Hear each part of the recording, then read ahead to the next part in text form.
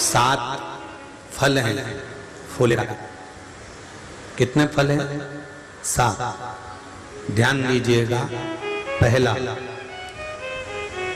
फुलेरा जो नारी व्रत करती आती है और व्रत क्रम उसका चलता रहता है, उस व्रत कर्म के अंतर्गत मान लो किसी कारणवश बीमारी में, कोई गमी के अंतर, कोई सूतक सावड़ के अंतर्गत अगर नारी पूजन नहीं कर पाती है, पूजन नहीं कर पाई और उसने केवल फुलेरे का दर्शन ही कर लिया, अपने पलंग पर पड़ी पड़ी भी फुलेरे का दर्शन कर लिया है, तो नारी को हरतालिका तीज के व्रत का फल प्राप्त हो जाता है।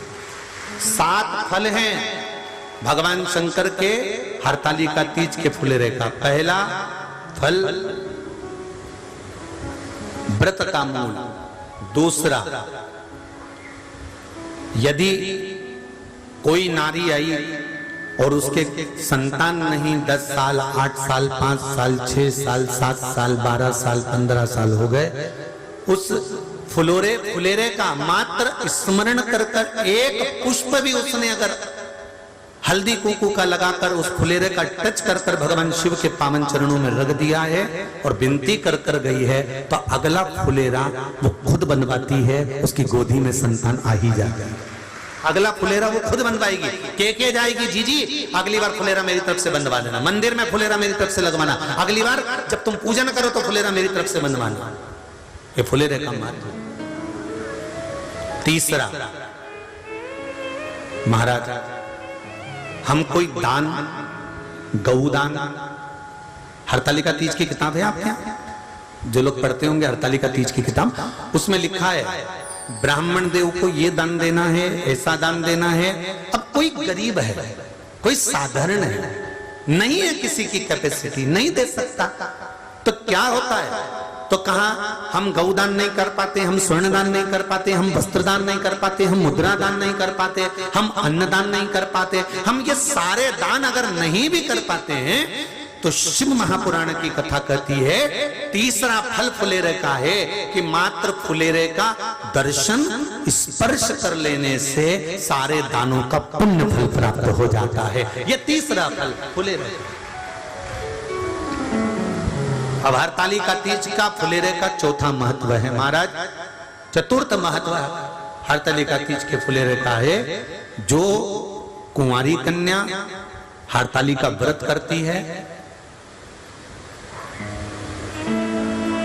पहली बार जो हरतालिका तीज का व्रत करती हैं या हरतालिका तीज का उद्यापन कर देती हैं, या किसी कारणवश शरीर ऐसा नहीं रहा कि बिना पानी के नहीं रह सकती, तो 2 बूंद अगर उन्होंने पानी भी पी लिया है, या कोई कारणवश एक कुछ गलती हो भी गई है, तो मात्र फुलेरे का दर्शन कर लेने से वो गलती शंकर स्वीकार कर कर उसको क्षमा कर देते हैं। ये चतुर्थ भाव के अंतर।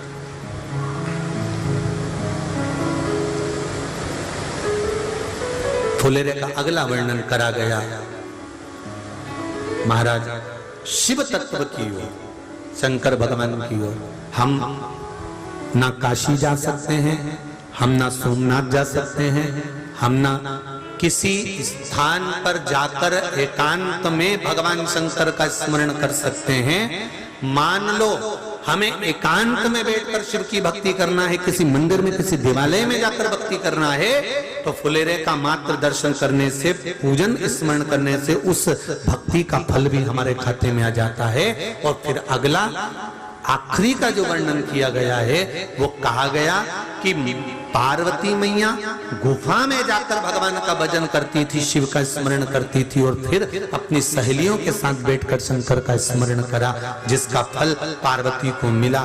तो कहा हम ना किसी गुफा में प्रवेश कर सकते हैं, ना हम किसी गुफा में या जंगल में जा सकते हैं। इस फुलेरे के नीचे शंकर भगवान की जब अर्चना करते हैं, आराधना करते हैं, हरतालिका तीज के दिन फुलेरे के नीचे हम भगवान शिव की पूजन करते हैं, तो हमारा वन में किया गया भजन का फल ही हमको प्राप्त हो जाता है। ऐसे फुलेरे का